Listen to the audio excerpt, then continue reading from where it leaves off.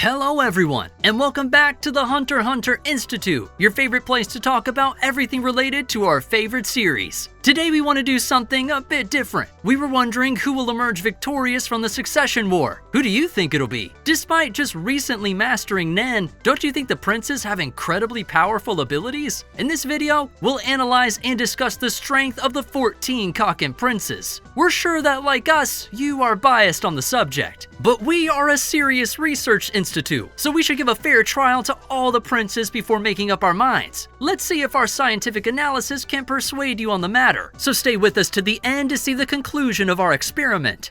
14th place, 14th Prince Woble. The youngest of the princes is the only daughter of the 8th queen, Queen Oito. Ranking her the lowest is obviously not a surprise as she's still a baby, and so her combat abilities are basically non-existent, except if you consider cuteness a weapon. But she has a trump card, the protagonist of the Succession War, Kurapika, who serves as her bodyguard. We're pretty sure that there'll be some form of combat involving her, but rest assured, she'll be well protected. She also participated in the Seed Urn ceremony and received a guard spirit beast. Its appearance and abilities are still unknown, but we hope that we'll be able to see it. In any case, even though Woble ranks the lowest, we should definitely keep an eye on her.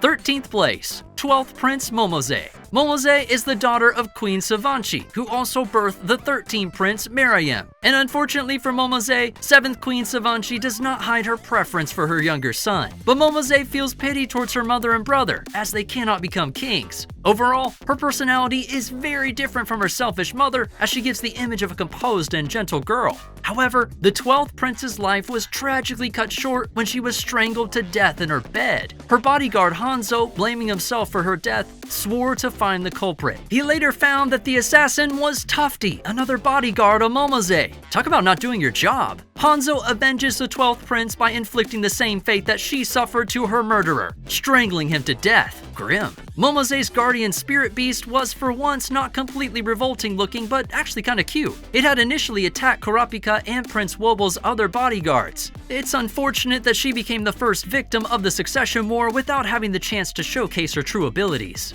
12th place, 11th Prince Fugetsu. She's the daughter of Queen Seiko and the twin of the 10th Prince Kacho. The two sisters had plans to withdraw from the Succession War together, and with the help of Melody, they attempt to escape from the Black Whale. Unfortunately, their attempt didn't end well at all for Kacho. Fugetsu's guardian spirit beast, Magical Worm, is a symbiotic type that acts like a wormhole, giving her a teleportation ability. Basically, Fugetsu controls the outbound journey, while Kacho controls the return journey. As one of the twins has died, it remains to be seen how this ability will be used, so we'll have to keep an eye on Fugetsu's actions.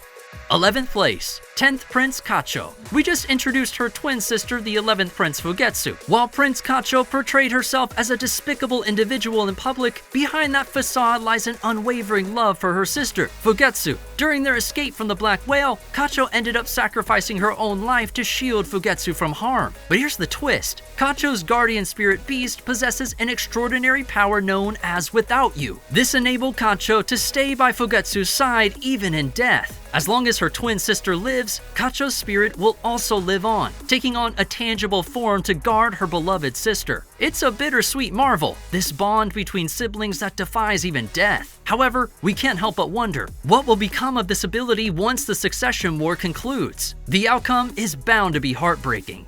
10th place, 8th Prince Salé-Salé. He's the son of the 5th Queen, Swinko, and a total womanizer. Even his guardian beast is linked to his insatiable desires. When inhaling the smoke emitted by his guardian beast, Salé-Salé gradually falls under its influence, resulting in a potent and manipulative ability. However, his fortune took a turn for the worst when his beast fell prey to Rayhan, an elite soldier of the 1st Prince Benjamin. His ruthless predator ability devoured the 8th Prince's beast, leaving him defenseless against another one of Benjamin's personal soldiers. It was simply unfortunate that he crossed paths with Rayhan. With the power of his guardian spirit beast, Salé-Salé could have potentially survived and emerged victorious, but fate had other plans for this lustful prince. 9th place, the 13th Prince Marayam. We previously introduced his sister Momoze, who holds the 13th place in our ranking. Prince Marayam's bodyguard, Biscuit, has keenly observed changes in the 13th Prince's guardian beast and came to the conclusion that the ability of his guardian spirit beast is to trap space using Nen, exactly like the unfortunate Bellorenti experienced. While it may not be a combat-oriented ability, don't you think in the context of the Succession War, Marayam wields an extraordinary power that can shape the very fabric of existence? There's no doubt that it is an immensely powerful ability. 8th place, 6th Prince Tyson. She is the daughter of the 4th Queen, Katrono, and her guardian beast is an emitter with a diffusive levy type ability. If you're lucky enough to have received Tyson's teaching, a little eye wog that comes out of her guardian beast will attach itself to you. In exchange for your aura, you'll receive happiness. How generous of them. But beware! If you break the only sacred rule of the Book of Tyson, it's not happiness you'll receive, but a punishment that'll make you question your life choices. Apart from this, we don't know much else about the abilities of her beast. With Kurapika's mentor Izanagi serving as her bodyguard, it's unlikely that Tyson will be eliminated quickly. 7th place, 7th Prince Luzurus. Next on our list is Luzurus, the son of the 2nd Queen Duazil. He had the not-so-bright idea to have his bodyguards take the hunter exam with assassination on their mind. He hadn't thought ahead that there would be a lie detector to stop anyone with unsavory motives. They ended up entangled in Kurapika's dowsing chain, resulting in a resounding failure. This episode revealed his lack of strategic thinking, and Tserriednich did not let pass this opportunity to ridicule him for it. Fortunately for Luzurus, his guardian spirit beast is not something to trifle with. It's a conjurer with pseudo-coercive manipulation. For those of us lost in the technical term, it basically means that it materializes the target's desires, sets a trap, and when the target falls for it, boom, it activates. So while Luzurus may not be able to charge head-on into a direct attack, this crafty ability will prove to be quite handy in the treacherous game of survival of the Succession War. So watch out! Don't let the fool you. 6th place, 5th Prince Tubeppa. Next up is another child of the 2nd Queen, Prince Tubeppa, but she is nothing like her brother. This cunning prince has a guardian spirit beast that matches her scientific personality. It's a transmuter with a collaborative type ability that requires a partner or a collaborative researcher. It seems that Tubeppa's guardian spirit beast has the incredible power to generate various potions and concoctions within its own body, but don't expect it to be a force to be reckoned with in combat. However, don't let that fool you. Tubeppa is a strategic mastermind, as evidenced by her proposal for an alliance with none other than Tserriednich during the ceremony. With a razor-sharp intellect and a knack for tactics, she is undoubtedly a force to be reckoned with among the princes. Unfortunately, she now finds herself plagued by the relentless hunter Rayhan, who already managed to defeat Salé-Salé's guardian spirit beast. She also finds herself in a bit of a pickle. But let's not forget, Tubeppa's position as one of the higher-ranking princes has earned her a spot in this prestigious 6th place. 5th place, the 3rd Prince Zhang Lei. He's the son of the 3rd Queen Zhang Lei. His guardian spirit beast is a conjurer with the compound type ability that produces coins. When the conditions set by the coin's owner are fulfilled, different abilities can manifest. Now there's still a lot of mystery surrounding this ability, but as one of the older princes, it's safe to assume that Zhang Lei is no pushover. So we've placed him in 5th position. And this is what also confirms our thoughts. Zhang Lei is absolutely convinced that as long as he stays alive, he's destined to become king. Talk about unshakable confidence. But we can't help wondering where it comes from, so we're eagerly anticipating the unfolding events in the upcoming Succession War. 4th place, 2nd Prince Camilla. So now we want to take our time to introduce Camilla as she really stands out from among her siblings. While most princes were oblivious to the world of Nen abilities until the war began, Camilla was already a skilled Nen user from the start. Impressive, right? Her Nen ability, Neko Naname, or Cat's Name, has a remarkable resurrection power. When Benjamin's subordinate Moose shot her down, Camilla's life was snuffed out. But thanks to Neko Naname, she came back to life and took down Moose. Talk about a killer comeback. Because it's such a powerful ability, we want to take a small detour to explain it. This ability has 3 activation conditions. First, Camilla must be in a state of Zetsu, or complete suppression of aura. Camilla's guardian spirit beast possesses a parasitic type Nen ability. It taps into the host's aura to unleash its powers, a common trait among manifestation type abilities. So, when Camilla is in a state of Zetsu, her guardian spirit beast remains concealed. It was clear as day when Moose aimed his gun that Camilla emitted no aura, meeting the first condition. The second condition is that Camilla must first die.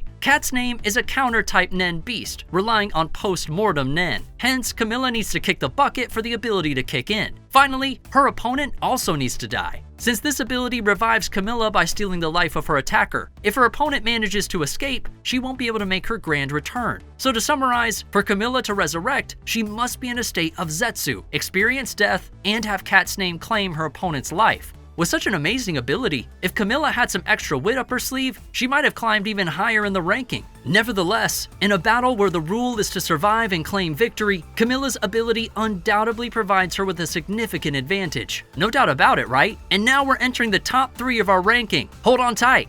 Third place, 8th Prince Halkenburg. Queen Duazel's children are powerful candidates for the throne, as another one of hers is in the top tier of this ranking. This is thanks to Halkenburg's powerful Nen ability, which allows him to transform his subordinate's aura into an impenetrable armor to protect himself, as well as into an arrow. Anyone struck by these arrows has their will taken away from their physical body. According to him, the essence of combat is not only to defeat the enemy physically, but also to break their will to continue fighting. This ability has unbeatable power in one-on-one combat, capable of piercing through any defense. Naturally, being such a formidable ability, there's a constraint that requires sacrificing one of his subordinates' bodies in exchange. However, even though Halkenburg knows how to use this ability, he doesn't understand the mechanism behind him, meaning he doesn't know which of his subordinates will be affected. Additionally, Halkenburg's Guardian Spirit Beast is also super strong. The Guardian Spirit Beast is an enhancer with a symbiotic type ability that is able to generate immense amounts of aura when those involved share the same will. Basically, it can imprint a feather on the back of Halkenburg's and his guard's left palm. When this group unifies their wills and activates their abilities, the resulting power becomes one of the greatest among all Nen abilities. Both of Halkenburg's Nen ability and Guardian Spirit Beast show their true worth when he is close to his subordinates, so its weakness lies in the possibility of being separated or caught off guard. However, there's no doubt that Halkenburg will make a significant impact in the future.